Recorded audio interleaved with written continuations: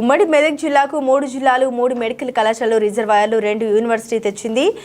సిద్దిపేటకు రైలు తెచ్చింది కేసీఆర్. మీ హయాంలో తాగడానికి నీళ్లు ఇవ్వలేదు. పాత రాతియుగ మాటలు మానుకుని కళ్ళు పెద్ద చేసుకుని అభివృద్ధి చూడండి, లేదంటే నేను అభివృద్ధి చూపిస్తా. 3 జిల్లాలుగా మార్చింది తెచ్చింది కేసీఆర్.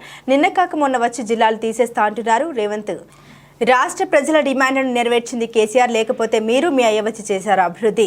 నన్ను ప్రతిసారి దూలమొలి పెరిగావంటూ నేను మాట్లాడితే నువ్వు భూమికి జానడంత లేవు, మెదడికి పూతలేదు అని నేను కూడా అనొచ్చు కదా. మోడీ రేవంత్ ఒకటయ్యారని రాష్ట్రం మొత్తం నమ్ముతున్నారన్నారు. రాహుల్ గాంధీ భాయ్ మోడీ బడే భాయ్ నీకు అయ్యిండు. అసెంబ్లీ ఎన్నికల ముందు పిట్టల దొర లెక్క మాట్లాడితే ప్రజలు నమ్మి గెలిపించారు. ప్రజల్ని ఒక్కసారి మోసం చేయగలరు కానీ ప్రతిసారి నమ్మరు. అబద్ధాలకు ఆస్కార్ అవార్డు ఏదైనా ఇవ్వాలి అంటే అది సీఎం రేవంత్కే ఇవ్వాలన్నారు. ముఖ్యమంత్రి మెదక్లో మాట్లాడుతూ తన మూర్ఖత్వాన్ని మరోసారి చాటుకున్నారు. ఎన్నికల్లో ఇచ్చిన హామీలపై చేతులెత్తేసి ఇవాళ మేము ప్రశ్నిస్తూ ఉంటే రేవంత్ రెడ్డి ప్రశ్నలకు సమాధానం చెప్పలేక అసహనంతో మాట్లాడుతూ ఉన్నారు. మొన్నటిదాకా ఇదే రేవంత్ రెడ్డి ప్రతిపక్షంలో ఉన్నప్పుడు ఏం మాట్లాడిందంటే నిధులన్నీ మెదక్కేనా, నిధులన్నీ సిద్దిపేటకేనా, గజ్వేల్కే అని మొన్నటిదాకా ప్రతిపక్షంలో ఉన్నప్పుడు మాట్లాడాడు. ఈరోజు మెదక్లో ఏం మాట్లాడుతున్నాడు? తుపాకీ రాముని లెక్క. మెదక్ పార్లమెంట్ అసలు అభివృద్ధే జరగలేదట. ఇందిరాగాంధీ హయాంలో జరిగిందని ఆయన కళ్ళబొల్లి మాటలు చెప్తా ఉన్నాడు. ఇందిరాగాంధీ హయాంలో జరిగింది ఏమున్నది? మెదక్ను జిల్లా చేయాలని, మెదక్కు రైలు కావాలని దశాబ్దాల తరబడి ప్రజలు కోరితే నీ కాంగ్రెస్ గాని తర్వాత నీ తెలుగుదేశం గాని ఎన్నడూ పట్టించుకోలేదు. ఇవాళ ప్రజల కలలను నిజం చేసి మెదక్కు రైలు తెప్పించడంలో కేసీఆర్ భాగస్వామ్యం ఉంది. రాష్ట్ర ప్రభుత్వ నిధులు ఇచ్చాం.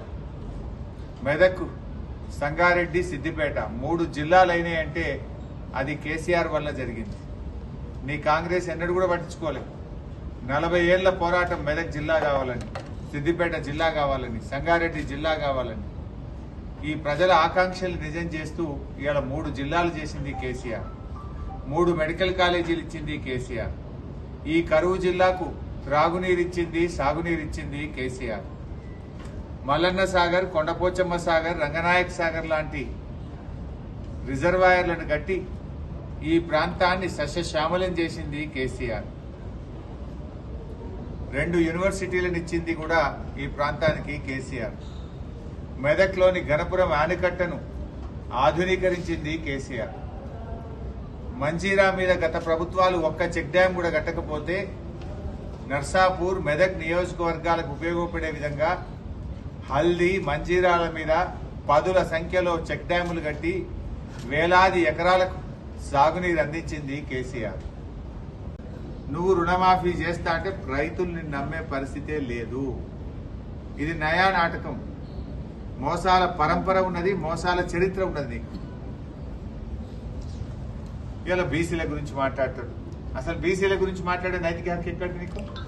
అసెంబ్లీ ఎన్నికల్లో బీసీలకు అత్యధిక సీట్లు ఇచ్చింది బీఆర్ఎస్ పార్టీ. అత్యధిక ఎమ్మెల్యేలను, బీసీ ఎమ్మెల్యేలను గెలిపించుకున్నది బీఆర్ఎస్ పార్టీ.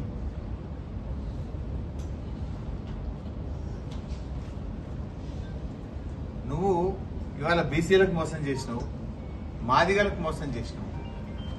ఇది నేను చెప్తలేను, మీ కాంగ్రెస్ పార్టీ సీనియర్ నాయకులు నరసింహులు గారే చెప్తున్నారు కదా. ఏమని?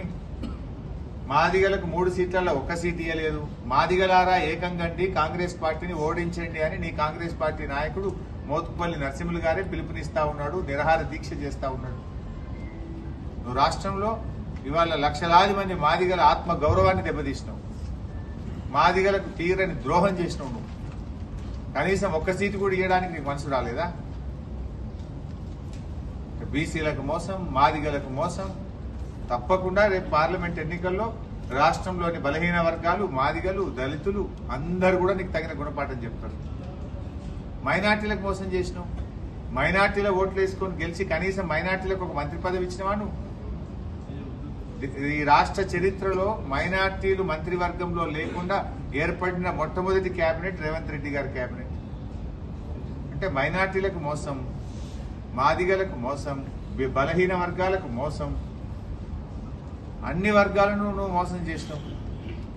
ఇప్పటికైనా రేవంత్ రెడ్డి గారు గాలి మాటలు పిల్లి శాపాలు బంద్ చేస్తే మంచిదని నేను వారికి హితవు పలుకుతా ఉన్నా.